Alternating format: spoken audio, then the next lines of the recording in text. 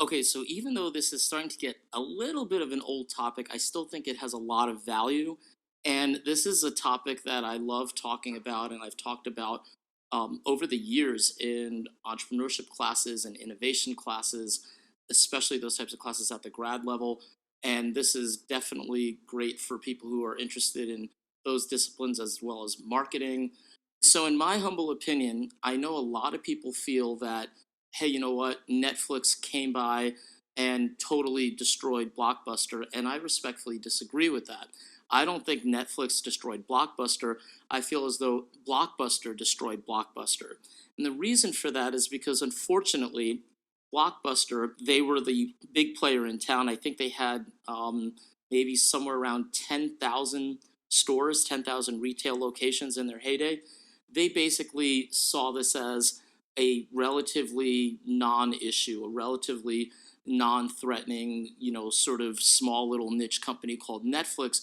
They didn't see two things that were really sort of converging together. One was sort of classic marketing, classic consumer behavior, and how consumers were beginning to shift their consumption patterns on content and movies and video.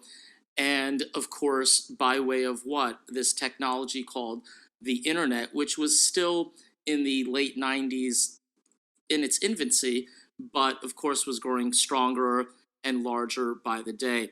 And these two things, when they came together, unfortunately, the corporate management at Blockbuster couldn't see that, or if they could see that, they refused to acknowledge it. So, this is a marketing video, but if you look at this for a second, from an organizational behavior standpoint, unfortunately, in org behavior, what we have is we have a lot of established companies that are the big players at the moment. They don't sort of see things the way the small, new entrant, that nimble player sees things. Because when you're the big player in town and things are going pretty well, which were, of course, for Blockbuster for a long time, you're going to see everything with, rose colored glasses, as they say. And you're not going to look at these threats, or if you acknowledge these threats, you're not going to acknowledge them to the extent that you really should, because of course you've got a winning formula, and why would you rock the boat? And one of the things that you can learn from the standpoint of the whole Netflix and Blockbuster saga is when you look at companies that are large, and there's lots of examples of this. Maybe I can do other Marketing Monday videos from time to time that sort of pair up two companies that are similar in this regard. When you look at companies that are very well established, very large, and they unfortunately can't see something that is happening at a macro level and is really beginning to change the mindset of consumers. I'm not a technologist, I'm a consumer products guy. I know a tiny, tiny bit of technology um, trends only as it relates to how it changes or how it can change consumer products, and also the mindset and the shift of consumer behavior patterns. And that's really kind of the point. And if Blockbuster understood this better, they probably would have, now we know what happened to them. They are a non existing company.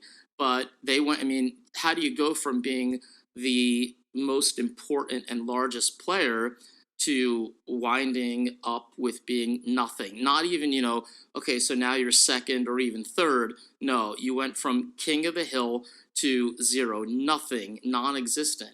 And so that's really important, especially when you're looking at, macro level trends. And hopefully that's what you can, get out of this video. I wanted to make this video relatively quick and relatively tight. I didn't really want to kind of go on too much. And there's just one more quick thing that I wanted to talk about from an entrepreneurship standpoint, which I think is really interesting. And a lot of people actually don't know this. So Reed Hastings, the co-founder of Netflix, he basically at one time, this is when Netflix was still very small, he went to Blockbuster and he went to the management and said, hey, buy me, buy my company. Now, to a lot of people, that might seem incredibly counterintuitive, right? So why would you, as you're starting to try to build a company and get it to a certain point, why would you actually potentially do that? So because Reed Hastings knew that, well, he had what seemed to be a winning formula. Netflix was still small, but it was growing, and he was really afraid that Blockbuster was going to beat him at his own game. Of course, we know how that worked out, but he didn't know that at the time. He didn't realize that Blockbuster was, like completely asleep at the switch. So he felt as though, hey, at least if they buy me, it wasn't necessarily about cashing out, but at least if they buy me, meaning Blockbuster, hey, Netflix can still stay relevant. We can still stay relevant from the standpoint of, maybe we can become an internal division of Blockbuster. And, at the time, Netflix was still relatively small. Maybe, we can retain all the employees and make them into Blockbuster employees. At least that's better than getting obliterated by the king of the hill, the big player at the time, Blockbuster. But it turns out that they didn't even see that coming. They were truly asleep at the switch. And so I hope you got something out of this video. I hope you enjoyed it. I hope you got some value out of it. And I hope you can see how, at least in the case of Netflix and Blockbuster, when a large established player unfortunately doesn't see a macro level trend, whatever that might be, that's going to sort of change the way consumer behavior is currently set and is going to change consumer patterns and shift to a different format, could essentially spell doom and the beginning of the end of your company.